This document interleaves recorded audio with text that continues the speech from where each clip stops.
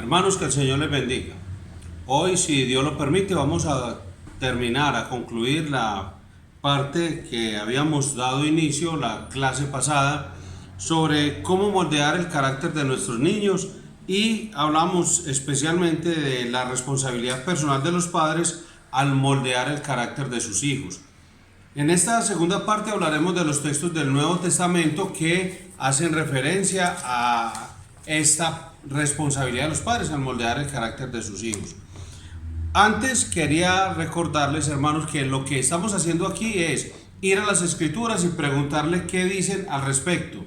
No pretendemos de ninguna manera hablar de las experiencias, de las ideas, conceptos de los hombres, y ni mis propias experiencias ni las de nadie. Si vamos a utilizar alguna experiencia, lo haremos solo como una ilustración, pero sabemos que lo que cambia las vidas de las personas es la palabra de Dios, lo que transforma nuestras vidas. Sabemos que el poder es del Evangelio y que nosotros no podemos agregarle ningún poder ni nada de poder con nuestras experiencias a la palabra de Dios para que lo tengamos presente.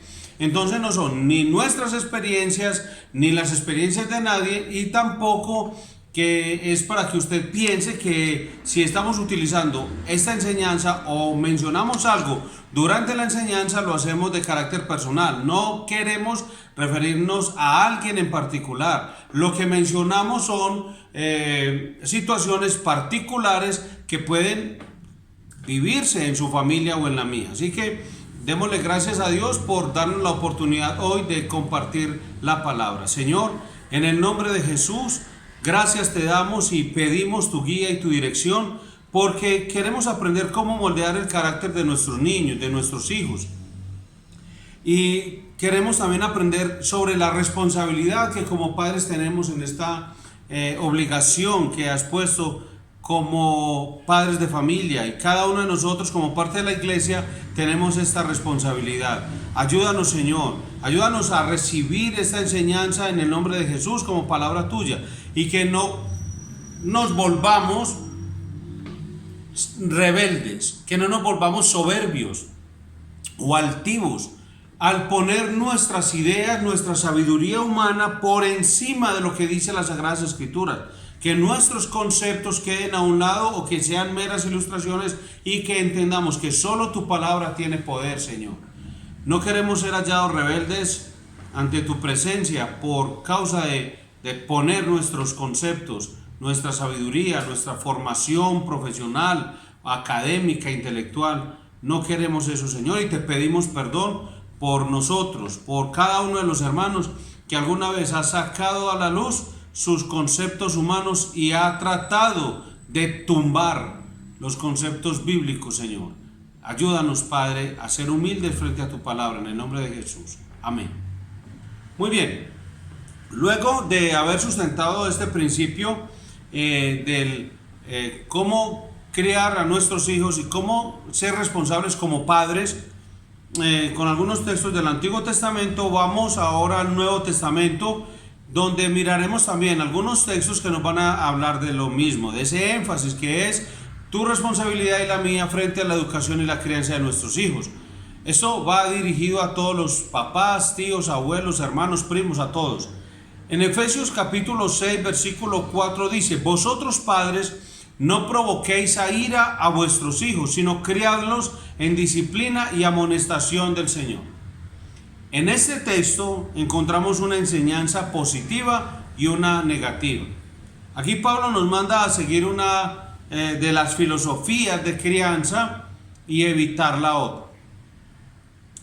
En la parte negativa se nos dice: no provoque a ira a sus hijos. Ahí está, Efesios 6, 4. Y en la parte positiva se nos manda, en cambio, a criarlos en la disciplina y amonestación del Señor. Aquí hay dos palabras que se deben tener en cuenta. La palabra disciplina es la misma que encontramos en el Antiguo Testamento, que traducida es castigo, y enfatiza básicamente el elemento de demanda que debe estar presente en el proceso de moldear el carácter de nuestros hijos. Es decir, Dios no solo está esperando que nosotros los padres le digamos a nuestros hijos lo que deben hacer y después confiar en que ellos van a hacerlo. No, no, debemos darle la instrucción, pero al mismo tiempo debe venir la demanda. ¿Qué sucede si el niño no sigue la instrucción? ¿Cuál es la consecuencia de que el niño no siga la instrucción que se recibe contra la indicación del padre? Así que la crianza en la disciplina y amonestación del Señor tiene que haber demanda, tiene que haber consecuencia, pero al mismo tiempo tiene que haber dirección verbal y confrontación, y esa es la palabra amonestación, en disciplina y amonestación del Señor. En el proceso de crianza de nuestros hijos debe haber estos elementos. Son los mismos que encontramos en el Antiguo Testamento. ¿Cuáles son? Vara e instrucción. Note que no puede haber uno sin el otro. Hay padres que le pegan a sus hijos simplemente y ellos creen que con eso están supliendo el proceso de crianza. Eso no es lo que dice la Escritura. Cuando usted encuentra estas dos palabras con este conector que es vara e instrucción, o vara y corrección, disciplina y amonestación, entienda lo que es un complemento, y ese conector es para que no se pueda interpretar como una cosa aislada de la otra. No, debe haber la vara y debe haber la instrucción. Y son dos elementos complementarios en la instrucción de nuestros hijos. Por eso no se puede solamente darle la pelita al niño, sino que debe haber una instrucción. Vamos a suponer que su hijo está jugando en la sala y rompe un jarrón. El niño está asustado por lo que hizo y usted lo toma por un brazo y le da su pelita. Pero usted no le ha explicado al niño qué fue lo que pasó. ¿Qué puede estar pasando por la mente de ese niño? Puede tener la idea de que le pegan porque quebró un jarrón. Pero usted debe tomar a ese niño y decirle: ¿qué te dije con respecto a jugar con la pelota en la casa? Entonces el niño va a responder con toda seguridad que no se puede jugar con una pelota en la casa. Entonces usted le pregunta: ¿qué hiciste? Ah, jugué con la pelota en la casa. ¿Y cómo se llama eso? El niño debe responder: desobediencia. ¿Y qué debo hacer yo como padre? El niño debe responder: pegarme una pela. Bien, date la vuelta y le pega la pelita. Recuerde que Dios le dio la nalguita, que es carnosita, para que ahí no haya daño, no lo lastime. Nosotros como padres, en medio de la rabia, la ira, el descontrol emocional, podemos mandarla correa como un látigo por donde caiga, y un palo y después el pie y la mano. No, eso no es así. Eso ya es abuso y es maltrato. No, es la pelita en la nalguita. Y si tiene la regla que alguna vez le regalamos a los papás de la iglesia, una varita, no le va a hacer daño al niño. Eso fue diseñado para eso, porque le van a coger respeto y temor a la reglita, no a usted. Eso es vara e instrucción, eso es disciplina y amonestación al mismo tiempo. No puede haber una de las dos, tienen que estar las dos para que el texto de Efesios 6:4 se cumpla a cabalidad. Debemos notar aquí la estrecha relación que existe en la parte negativa del texto y su parte positiva. Algunos padres no les pegan a sus hijos porque tienen el temor de provocarlos a ira, pero el texto enseña todo lo contrario. Se nos dice que no debemos provocar a ira a nuestros hijos, sino esa partícula griega es muy enfática y presenta como un fuerte contraste entre dos ideas. Entonces dice: si no hace esto, tal cosa, y es un énfasis muy fuerte en el lenguaje original. Entonces dice que si nosotros no debemos provocar a ira a nuestros hijos, de lo contrario debemos dedicarnos a moldear su carácter. Por eso dice, en otras palabras, lo que provoca a ira a nuestros hijos es que rehusemos moldear su carácter. El texto no está diciendo: para que su hijo no sea provocado a ira, no le vaya a dar una pela. Que eso es lo que enseña el mundo, lo que enseña Satanás, lo que enseñan la sabiduría moderna. Algunas abuelas, algunas suegras, algunos suegros, algunos abuelos, tíos, que se las dan de más sabios que Dios. Pero Dios es infinitamente sabio. Y Él dice, para que no provoque a ira a su hijo, disciplínelo y amonéstelo. Dele vara e instrucción. Y ya pusimos un ejemplo o una ilustración. Se nos dice que no debemos provocar a ira a nuestros hijos. Lo que provoca ira a nuestros hijos entonces es que rehusemos moldear su carácter. Dice, no provoque a ira a vuestros hijos, versículo 4 del capítulo 6. Sino en cambio de eso, moldéalo, disciplínalo y amonéstalo en el Señor. Los niños que se dejan sin corregir, sin ninguna o muy poca demanda sobre ellos, sin ninguna instrucción o dirección paterna, terminan llenos de resentimientos, llenos de amargura, enojo, hostilidad y desafío, porque se les dejó sin vara y sin instrucción, sin disciplina y sin amonestación. No se les corrigió o no hubo demanda sobre ellos, no hubo instrucción, no hubo dirección.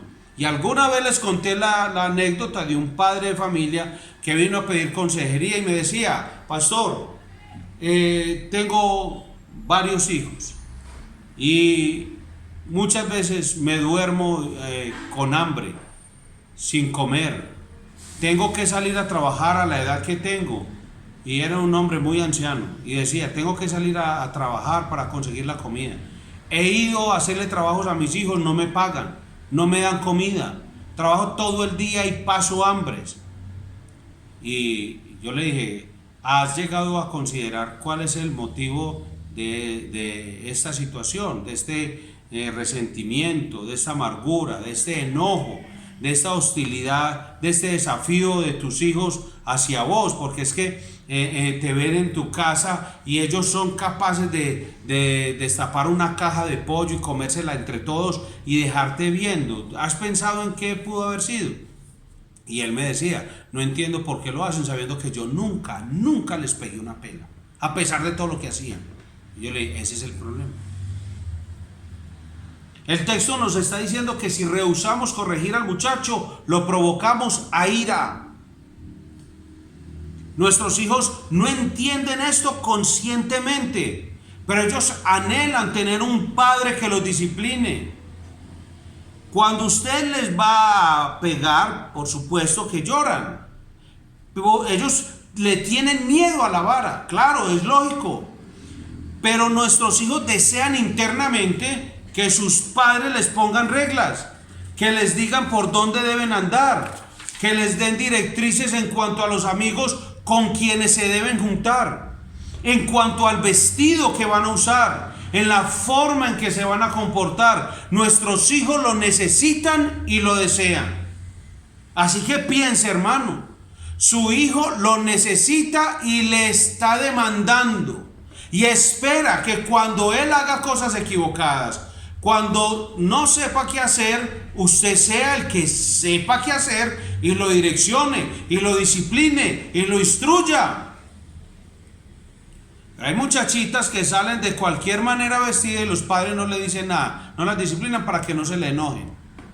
Es todo lo contrario, hermano. Tenemos que hacer es lo que Dios dice.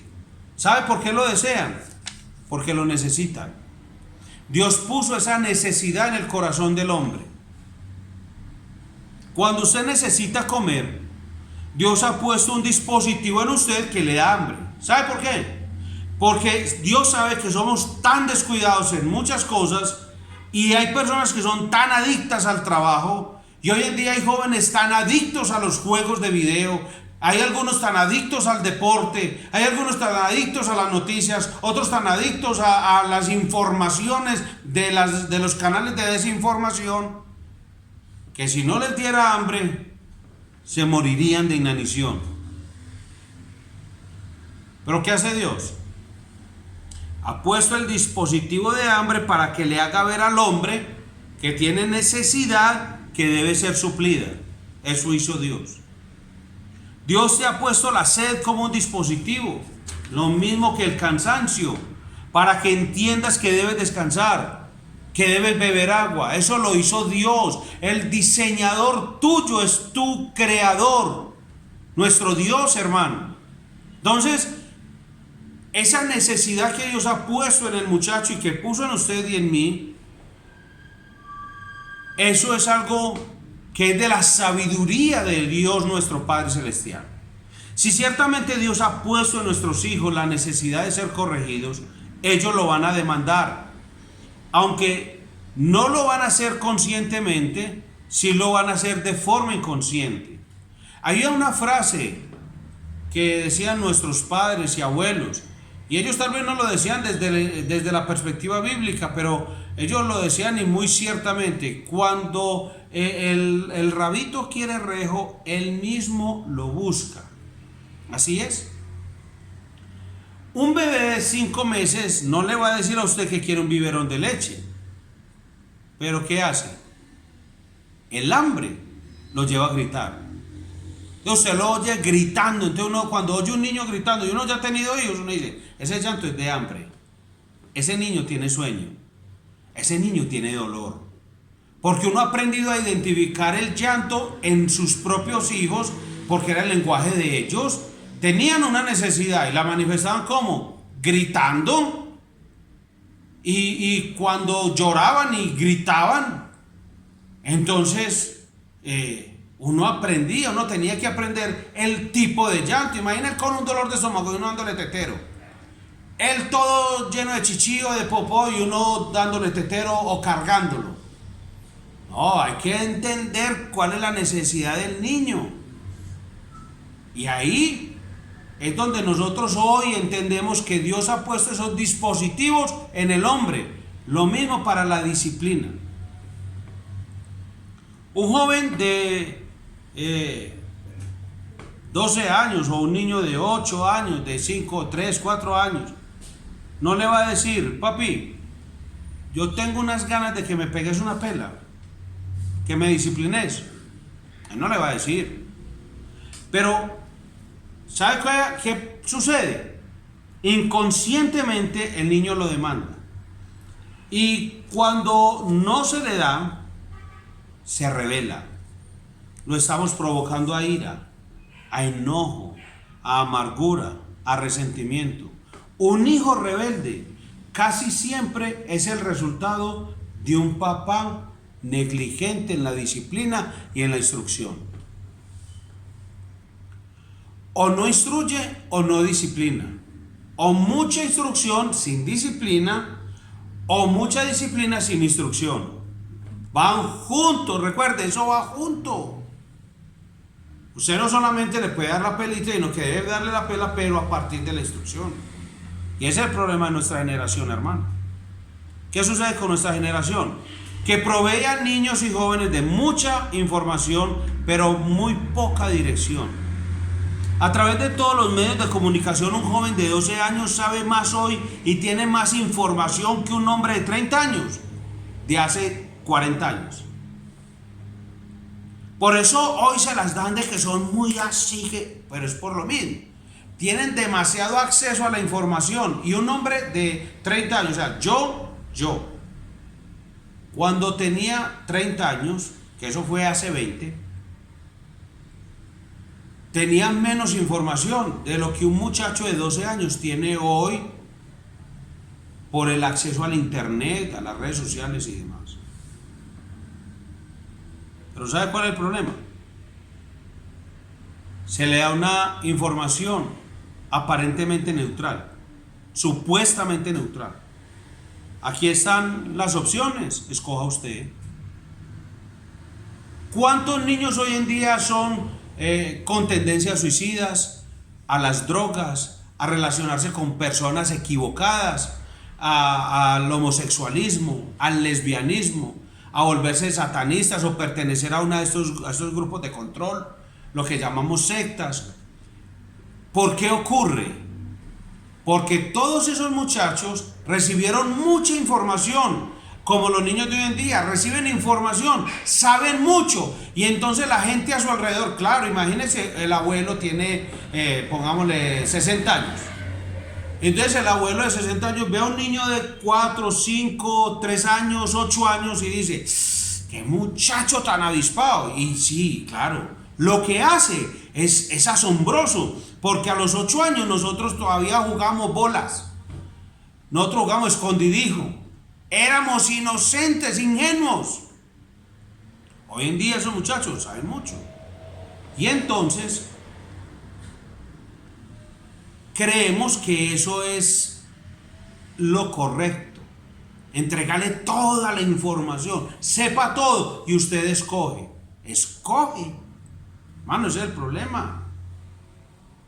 Muchachos muy confundidos, porque él no tiene la capacidad de escoger. Dios nos ha puesto este cerebro que también madura con la edad. Se llama experiencia. Y entonces, a medida que usted van pasando los años, Dios, con la sabiduría suya, hace que usted tenga la capacidad de escoger cosas de acuerdo a su edad. Por eso en estos días, cuando veíamos un video que nos hizo llorar de una niña de 9 años que se la iba a llevar un viejito de 60 años para casarse con ella, de nosotros aquí decimos, ¡ay, musulmanes tan malos! ¿Sí?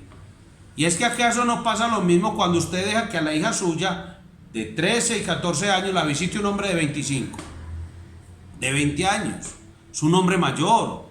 ¿Y qué hace con una niña? Es que todavía es menor de edad. Ay, pero es que el profesor la quiere tanto. Es que es el profe, la quiere. ¿Qué es eso?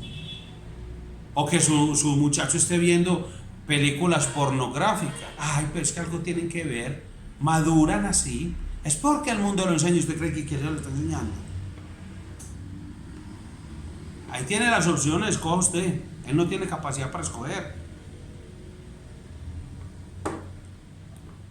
No tiene la edad, no ha madurado. Estoy hablando solo en el plano humano, en el plano biológico. No tiene la edad para tomar decisiones. Alguna vez lo he mencionado. La cédula, ¿por qué se la dan a ustedes a cierta edad? Porque ese documento de identidad está asociado a muchos privilegios que los da la edad. Y en nuestro país, entonces, usted debe ir con la cédula para entrar a ciertos lugares o consumir cierto tipo de bebidas o hacer cierto tipo de transacciones o negocios. Lo curioso del mundo en el nivel de perversión y degradación que cada día es mayor, es que los niños les están permitiendo escoger cosas que para la edad no pueden, pero en el adoctrinamiento que llevan de la ideología de género le dicen, pues que usted puede hacer lo que quiera hacer. Pues ¿cómo? Un niño está confundido. Muchos de los niños adolescentes confundidos en ese periodo de tiempo sobre si es que le gustaba a otro niño siendo un niño u otra niña siendo una niña, pasan la adolescencia y dicen, ve, no, yo con las bobadas. ¿Por qué razón? Porque maduró. Con la ayuda y el acompañamiento normal de la familia pasa esa etapa. Pero el mundo le está diciendo, no, usted sobre eso sí puede decidir. Es más, cámbiese el sexo si quiere a esa edad. Usted imagina un peladito confundido que se cambie el sexo cuando llegue a los 16 años y empiece toda esa hormona a pedirle muchacha. ¿Qué va a hacer? Se suicida. Él se tira de un edificio, se pega un tiro, se ahorca, se corta las venas. Él va a hacer algo, pero va a acabar con la vez que ya qué va a hacer. ¿Cómo va a revertir esa decisión tan radical? Pero el mundo les está diciendo, mire todas las opciones, escoja usted. Hermano, ¿qué estás haciendo? ¿Cómo le permites a tu hijo que tome esas decisiones? No puede. Y no le puedes entregar tanta información. Debes regular la información que llega al conocimiento, a la sabiduría de tu hijo, para que él sea un verdadero niño sabio, pero es conforme a la palabra. Hay algunos que se jactan que porque sus hijos son muy avispados. A mí me avergüenzan. Su hijo, entre más ingenuo sea, mejor. Ah, pero es que el mundo, a mí no me importa el mundo. ¿Usted creyó que el Señor Jesucristo entonces a su edad era muy avispado? Que era todo vivito y tumbadorcito y estafado. Ah, es que es el Señor. No, señor. La Biblia dice que Él vive en un mundo real. con hermanos reales, tramposos, vivos, que buscaban la forma de hacerle la vida difícil a él con seguridad. Y decían, ese tan bobito. Y el Señor Jesús se dio a eso. Ahí le dice que nunca pecó, siempre se sometió a sus padres en todo, siendo Dios, siendo más inteligente que usted y que yo, que todos los papás del mundo juntos, siendo más inteligente que José y María, más infinitamente inteligente porque es Dios, se sometió a ellos. Ahora usted, que una pobre criatura, no quiere someter a su papá y a su mamá. Ahora usted, papá, que tiene un niño, pues usted es el responsable de criarlo y moldear su carácter. ¿Cómo? Con vara e instrucción. No lo olvide. Ese es el problema, hermano. ¿Qué hay entonces hoy de problema? Mucha información, pero sin instrucción. ¿Qué hace la generación actual? Que levanten ellos muchas preguntas, pero casi no les dan respuestas. ¿Y qué tenemos entonces el día de hoy? Una generación anárquica, donde cada cual hace lo que bien le parece. Cada quien hace lo que quiere. ¿Por qué? Porque tiene mucha información, sin dirección, sin instrucción. ¿Producto de qué? Producto de mucha información que viene de poca dirección. Producto de mucha información que viene a través del televisor, de la radio, de los celulares, de las redes sociales, de los juegos en línea. Y los padres están ausentes. El padre está trabajando en la oficina. La madre se está realizando como mujer. Y ahí tenemos el producto. Una generación anárquica a la que nos ha tocado vivir. Vayamos al otro texto en el Nuevo Testamento que nos da un balance perfecto a esto que hemos dicho, Colosenses 3:21. Aquí tenemos el complemento de Efesios capítulo 6, versículo 4. Padres, no exasperéis a vuestros hijos para que no se desalienten. Recuerde que el texto de Efesios 6:4 decía, a los padres que disciplinen a sus hijos en amonestación del Señor. O sea, los deben criar disciplina y amonestación, vara e instrucción. Y aquí dice, padres, no exasperéis a vuestros hijos para que no se desalienten. Efesios 6:4 se nos dice que si no dedicamos el tiempo a moldear el carácter de nuestros hijos, los vamos a provocar a ira. Pero en Colosenses se nos dice que si ejercemos sobre ellos un control opresivo, terminaremos desalentándolos, descorazonándolos. Aquí se advierte de los padres que hacen de sus casas un regimiento militar. Sus casas no son hogares, son museos, cosas que son intocables, casi que ponen alarmas en las cosas, cámaras de seguridad, señales en el piso de que no deben pasar. En un hogar uno se siente relajado, es que es su hogar. Pero usted va a un museo y tiene temor de romper una estructura. Allí solo se oyen demandas, críticas. Ese dominio egoísta, caprichoso y cruel, dice el texto de Colosenses, que va a dejar sus hijos sin aliento. La idea que estamos sembrando en ellos es, no importa cuánto te esfuerces, nunca podrás agradarme, nunca llenarás la medida de mis exigencias. Es un control opresivo. Allí solo se oyen críticas, demandas, órdenes.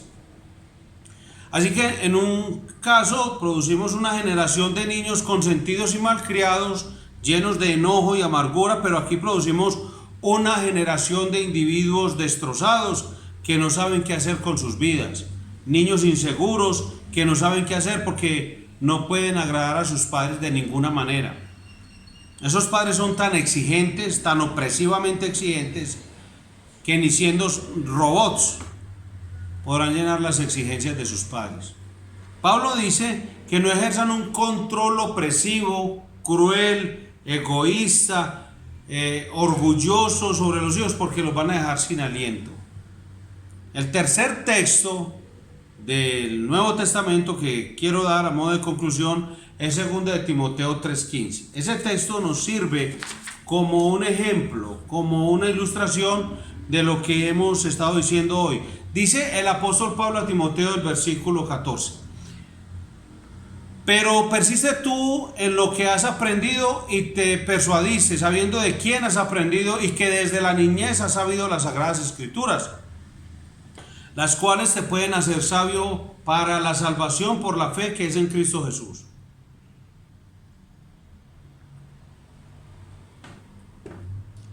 Timoteo era un hijo de una madre creyente, pero de un padre inconverso. Y Pablo nos está diciendo aquí que este niño, a pesar de haber sido criado en un hogar mixto, es decir, un hogar donde los dos padres no son cristianos, sino solo uno de ellos, aún así Timoteo aprendió desde la niñez las sagradas escrituras por medio de su madre Eunice y de su abuela Loida. Ese niño conoció desde su más tierna infancia la palabra de Dios.